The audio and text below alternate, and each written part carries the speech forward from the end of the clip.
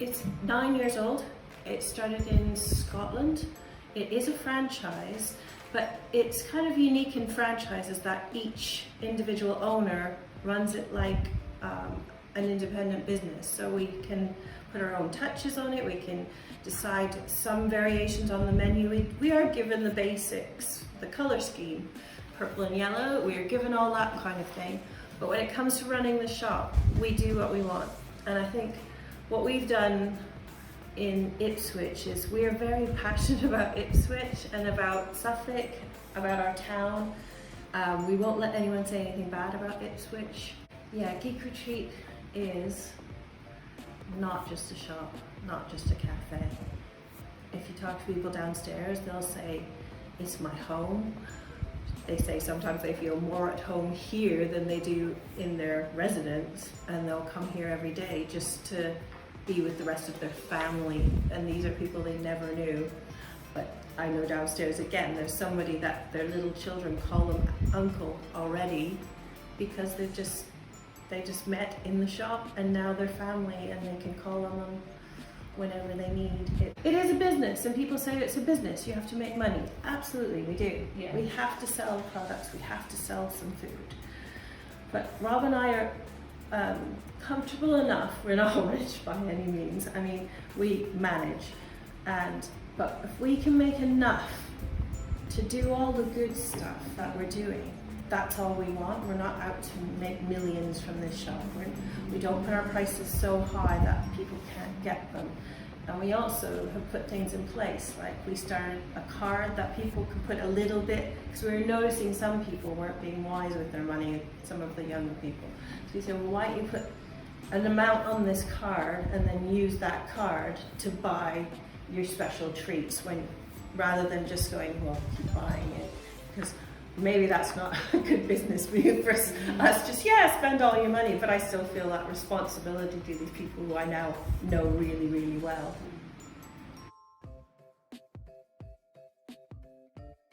So it's nominated by the public, we didn't even know about it, but it's called the Making a Difference Award. And we are finalists in the Together category, so it's people working together for a common purpose. And ours is obviously just that everybody walks through the door, and it doesn't matter gender, race, sexual orientation, it just doesn't matter. One of our staff said it's like how the world should be, not how the world really is out there. You couldn't tell. I know downstairs who has additional needs, who's neurodiverse, what their backstory is, because I get to hear lots and lots and lots of tales from people about their lives. But when it comes down to it, it's just, you just look around, they're just people having a good time and spending time with their friends, chatting in a relaxed, friendly, safe environment.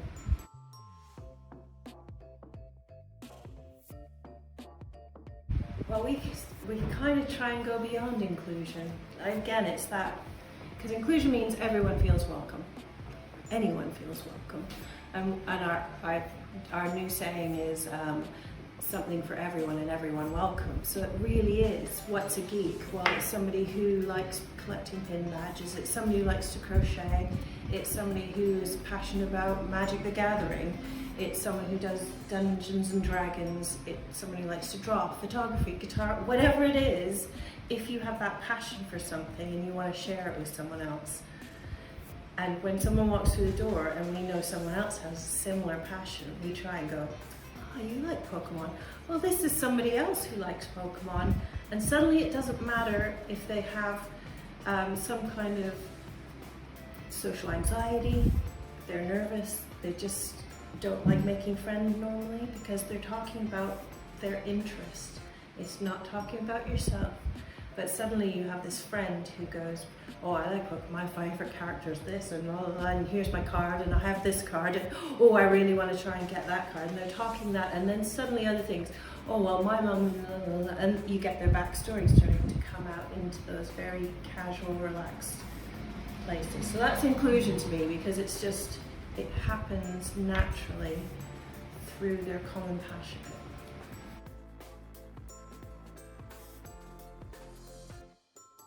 We've had bad things happen. We had a window broken, but what happened the next day was that person felt really bad about what they did, turned themselves in, which rarely happens, but they knew who we were, and they said, how could I have done that to these people? They now volunteer with us because hopefully this is the turning point in their life, their young person. They made a mistake. So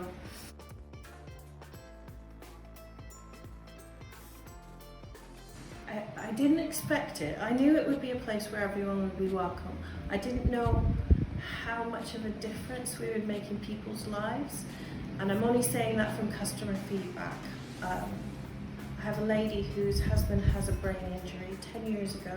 Basically every night he resets, he doesn't remember the day before or the last 10 years. It's gone. But she couldn't really leave him because she's his full-time carer. And now she drops him off at the shop, and she said, I went home and I was upset because I've never been able to leave him. You've changed my life, you've changed his life. He can have an independent life. He's made friends here. And one of the people that he's made friends with is a young guy who wasn't always made the best choices, and he'll admit this, didn't always do the right thing, used to hang around, cause a bit of trouble. And now every day this man comes in and that young guy reteaches him how to play the game. He remembers once he starts going, but I don't know where else that happens. And we also have a lot of groups use the space. So people who work with young people will bring their clients with them here because say they're in alternative education. This is not a threatening space. It's not an office. It's not the council offices. And there's nothing wrong with those places, but I'm just taking you over to that cafe. So they feel very relaxed. And I've seen quite a few people teaching people having science lessons or whatever happening in here. And they just come in, do their thing. We let people use the upstairs during the day for free. So any charity group wants to use it for something, a talk with young people. We had somebody ask if they could do a non-binary group, and that started last week. And it's just, yes. We usually say yes. If we can do it, if we can fit it in, we'll say yes. So.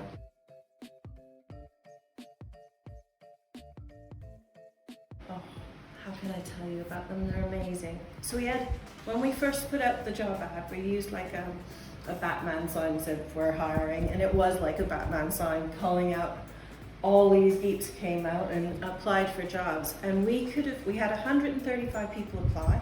We were like getting to the point where it was like, yes, they have a passion for all the different things that we're doing, and they have cooking experience. How are we going to narrow these down? And we narrowed it down to about 20.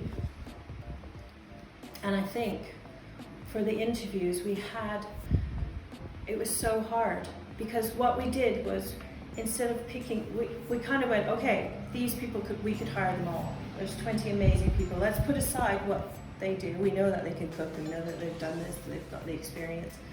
Let's look at the people now and how are they going to fit and how are they going to work, and will they believe this thing inside our heart that we want to do in this cafe? So it was, will they be understanding when a parent comes in with a toddler who lies on the floor and screams for 2 hours? Like, it doesn't bother us, we don't even notice it, but will our staff feel like that as well? Will they be willing to, or do they have experience working with autistic adults?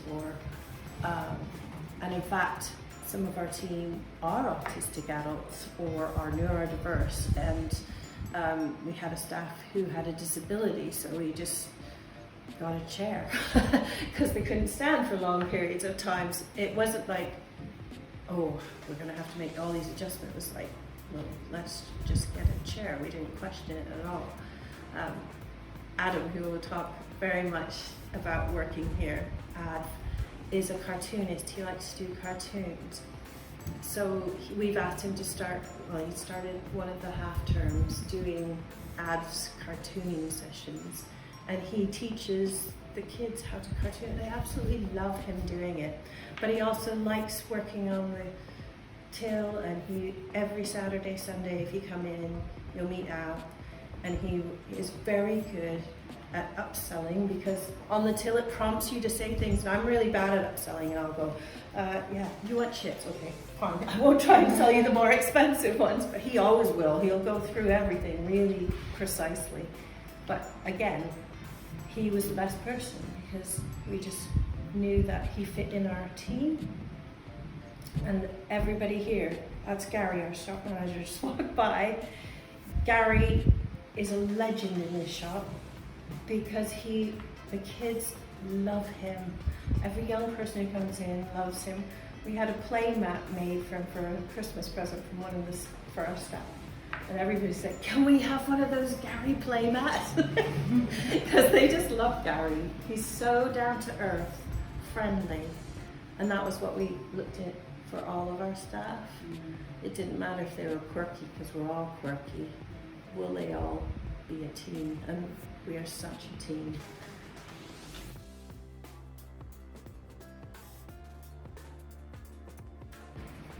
A lot of people say that they just feel safe. So actually, today I was walking on the street and I saw one of the young people that comes in here quite often with a parent, and I could tell they were feeling stressed. And I said, well, just stop in Geek, because they all call it Geek. Just stop in Geek, go upstairs, no one's up there right now. And sure enough, they came in with their parent and came and sat upstairs. We didn't say, go and buy something if you could. Just go sit there, it's your safe space. And they did, and then they left and they felt calm again. So that's the kind of stories we hear all the time.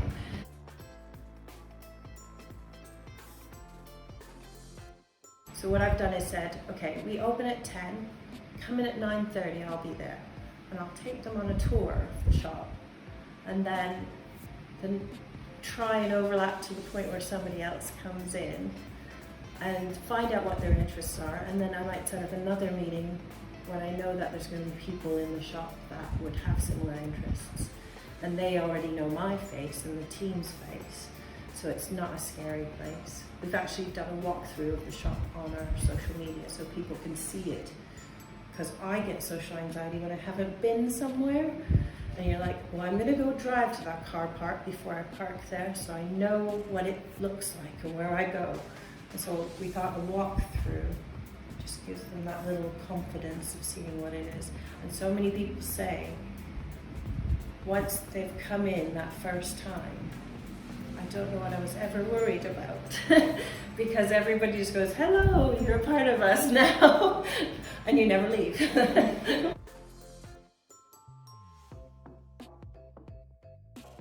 Hi Sharon, I'm Jess Walker from the Engagement Hub at Suffolk County Council, and I support the SEND Young Persons Network.